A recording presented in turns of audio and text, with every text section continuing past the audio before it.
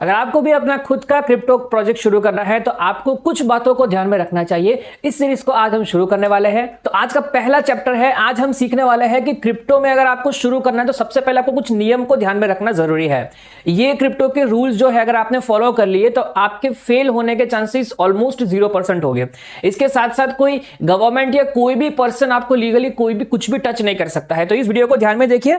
यहां पे सबसे हम 3 रूल्स के ऊपर बात करेंगे। यहां पे सक्सेसफुल होना है तो आपके लिए 3 ही नियम है।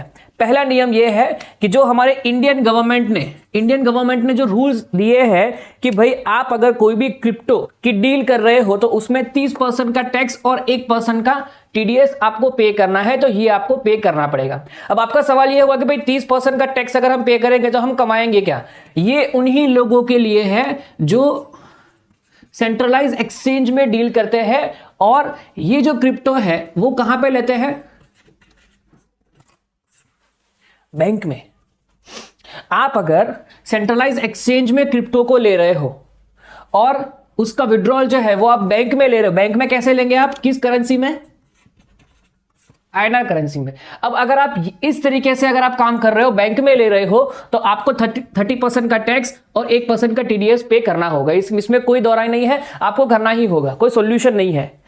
लेकिन एक अल्टरनेट सॉल्यूशन ये है कि जिससे आपका 30% टैक्स जो है वो 0 हो जाएगा और 1% टीडीएस जो है वो भी 0 हो जाएगा। कैसे हो जाएगा?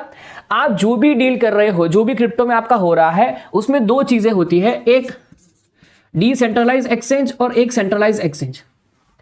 तो आपको क्या करना है, आप अगर जो भी डील क्रिप्टो में कर रहे हो वो अगर डिसेंट्रलाइज एक्सचेंज से या वेब3 वॉलेट जिसमें मेटामास्क या फिर ट्रस्ट वॉलेट,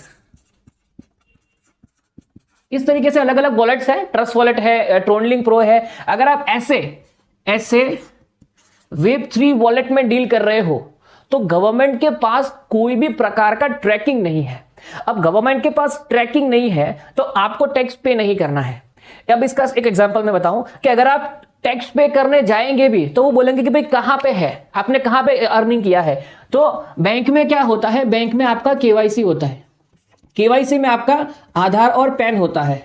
अब जहां पे आपका पैन अटैच है वहां पे गवर्नमेंट के पास आपके ट्रांजेक्शन्स की, आपकी प्रॉपर्टी की, आपकी सब कुछ हिसाब किताब इस पैन में आता है, और इस पैन के जरिए ही आपको टीडीएस, इनकम टैक्स वो सब आपको पे करना होता है। तो अगर पैन कार्ड में कोई ट्रैकिंग नहीं हो रहा है तो आपको 30% टैक्स और 1% टीडीएस पे करने की जरूरत नहीं है। ये कोई इलीगल एक्टिविटी नहीं है। आप वेब3 के जरिए कर रहे हो, गवर्नमेंट के पास ट्रैकिंग नहीं है तो आपको पे नहीं करना है। इंडिया में नहीं, पूरे वर्ल्ड में लोग आज मेटामास्क और ट्रस्ट वॉलेट के जरिए ही काम कर रहे हैं। अब अगर आपको उसको बैंक में लेना है तो उसके लिए आपको सेंट्रलाइज एक्सचेंज लाइक बाइनेंस है, वजीरेक्स है, कॉइनस्विच, कुबेर है, तो उस तरह के सेंट्रलाइज एक्सचेंज में आप चाहेंगे जहां पे आपने केवाईसी किया है तो वहां पे गवर्नमेंट के पास ट्रैक है, इसलिए आपको 30% का टैक्स पे करना होगा। और ये तो पे करना ही है। अगर आप इस जरिए जा रहे हो तो बैंक में जा रहे हो तो आपको डेफिनेटली पे करना होगा। डिसेंट्रलाइज पे आपको पे करने की जरूरत नहीं है। ये गवर्नमेंट का रूल है।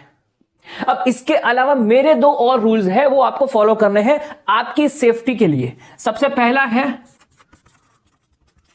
नो कमिटमेंट या फिर नो प्रॉमिसेस। आप चाहे खुद के क्रिप्टो प्रोजेक्ट में काम कर रहे हो या आप किसी और क्रिप्टो के प्रोजेक्ट में काम कर रहे हो या फिर आप फॉरेक्स में डील कर रहे हो या कोई भी ऐसे कॉन्सेप्ट में काम कर रहे हो जिसमें उस कॉन्सेप्ट में ऐसा कोई अट्रैक्शन वाला इनकम है कि भाई, या तो फिर आप कोई भी एमएलएम में काम कर रहे हो, इन शॉर्ट आप कोई भी बिजनेस में काम कर रहे हो। ये ना सिर्फ क्रिप्टो का रूल नहीं है। अब ये जो रूल है, ये रूल सिर्फ क्रिप्टो का नहीं है। आपको अगर सक्सेस होना है और लायबिलिटी फ्री रहना है, टेंशन फ्री रहना है, तो इस रूल्स को फॉलो करना ही पड़ेगा आपको, तभी आप मेंटली फ्री होंगे। क्या है? नो कमिटमेंट नो प्रोमिसेस, यानी कि आपको किसी को भी कमिटमेंट या प्रोमिसेस नहीं देना है, चाहे वो सच हो या गलत हो। कुछ लोग सच में देते हैं तो सच में कमिटमेंट कर सकते हैं, लेकिन कमिटमेंट नहीं करना है। अगर आप कमिटमेंट या प्रोमिसेस करेंगे तो आपको प्रॉब्लम हो सकती है। तो दूसरा नियम क्या है? कोई भी प्रकार का आपको कमिटमेंट या प्रोमिसेस नहीं करना है। और तीसरा नियम यह है कि अगर आपने रूल 2 को ब्रेक कर दिया,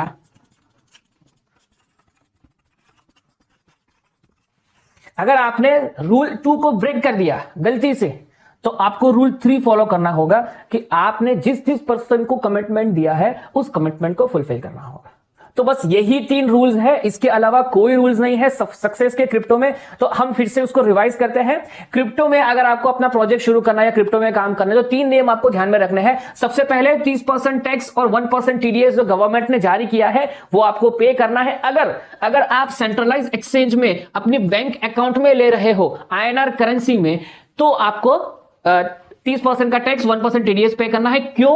क्योंकि उसमें आपने केवाईसी किया है, आपका पैन कार्ड अटैच है और उस पैन कार्ड में गवर्नमेंट के पास सारी आपकी डिटेल्स होती है। इसलिए अगर आप बैंक में INR में ले रहे हो जहां पे आपने केवाईसी किया है तो 30% टैक्स और 1% टीडीएस आपको पे करना है। अगर आप मेटामास्क के जरिए कर रहे हो, कोई भी Web3 वॉलेट के जरिए कर रहे हो, तो इसमें आपको कोई भी प्रकार का टैक्स पे करने की जरूरत नहीं है। कब? अगर आप Web3 में कर रहे हो तो। दूसरा नियम यह है कि आपको किसी को भी कोई भी प्रकार का कमिटमेंट नहीं देना है, कोई भी प्रोमिसेस नहीं देना है। आपको यह बात बहुत बारीकी से ध्यान में रखना है, चाहे आपके पास इनकम हो ना हो, शुरू कर रहे हो, आप करोड़पति बन चुके हो, आपके पास 100 करोड़ रुपए हो, फिर भी कमिटमेंट नहीं देना है। और तीसरा जो नियम यह है कि अगर आपने कोई भी किसी भी पर्सन को कोई भी सिचुएशन में कमिटमेंट दे दिया है, रूल 2 को ब्रेक कर दिया है, तो आपको दी हुई कमिटमेंट को फुलफिल करना पड़ेगा। ये 3 नियम है। अगर आपने ये 3 नियम को फॉलो कर लिया तो क्रिप्टो में आपको कोई कुछ भी नहीं कर पाएगा, क्योंकि आप कोई गलत काम नहीं कर रहे हो। अब एक साइकोलॉजी के ऊपर हम बात करते हैं। स्कैम कैसे होता है? स्कैम का मतलब क्या होता है कि आपने किसी कॉन्सेप्ट को ज्वाइन किया, तो ज्वाइन करने के लिए सामने वाले पर्सन ने जो भी आपको बताया है उस सिस्टम के बारे में, वो गलत बताया है। यानी कि क्या हुआ? मिस सेलिंग हुआ, उसको गलत तरीके से सेल किया है उस कॉन्सेप्ट को। यानी कि क्या हुआ? आपने गलत कमिटमेंट दे दी है, गलत प्रोमिसेस दे दिए हैं। अब अगर वो प्रोमिसेस फुलफिल नहीं होती है तो उस पर्सन ने जो पैसा लगाया है सिस्टम में, उनको ये लगता है कि मेरे इस पैसों का इस पर्सन ने गलत इस्तेमाल किया है, गलत प्रैक्टिस से उसने मेरा पैसा लिया है। इसलिए वो पर्सन क्या करता है आपके अगेंस्ट में? पहले क्या करेगा? पहले बोलेगा भाई कमिटमेंट फुलफिल करो, क्योंकि कोई नहीं चाहता है कि कोई इस तरीके से कोई कानूनी कार्यवाही करे। तो पहले क्या करेगा वो? पहले वो आपको बोलेगा भाई आप कमिटमेंट फुलफिल करो। अगर आप कमिटमेंट फुलफिल नहीं करते हो, उसको रिस्पॉन्ड नहीं करते हो, फिर वो आगे एक्शन लेगा। तो आपको ध्यान में क्या रखना है? कमिटमेंट नहीं देना है, और अगर कमिटमेंट दे दिया है तो उसको फुलफिल करना है। ओके, तो अगर आप कमिटमेंट फुलफिल नहीं कर रहे हो तो वो एक्शन लेगा, तो आपका कॉन्सेप्ट या तो आपकी सिस्टम स्कैम कहलाएगी। आपने कमिटमेंट दे दिया कि हम इस तरीके से काम करेंगे और आप काम नहीं कर रहे हो, तो वो स्कैम हो गया। तो यहां पे अगर आपको स्कैम करना है तो मतलब इन शॉर्ट आप कमिटमेंट फुलफिल नहीं कर रहे हो, प्रोमिसेस फुलफिल नहीं कर रहे हो, इट्स लाइक अ स्कैम। क्योंकि आपके सिस्टम में, कोई भी सिस्टम में पैसों से ज्वाइनिंग्स खरीदी जाती है और उसमें ही आप कमिटमेंट गलत कर रहे हो। तो ये पहला वीडियो था जिसमें हमने समझाया कि रूल्स क्या होते हैं, किस तरीके से आपको फॉलो करना है। इसमें कोई भी सवाल है आप कमेंट जरूर कीजिए, और किस टॉपिक पे वीडियो चाहिए वो भी आप जरूर कमेंट कीजिए। हम आपके सभी कमेंट्स को बारीकी से पढ़ेंगे और आपको रिप्लाई करेंगे। मिलते हैं नेक्स्ट वीडियो में। थैंक यू, धन्यवाद, जय हिंद, जय श्री राम।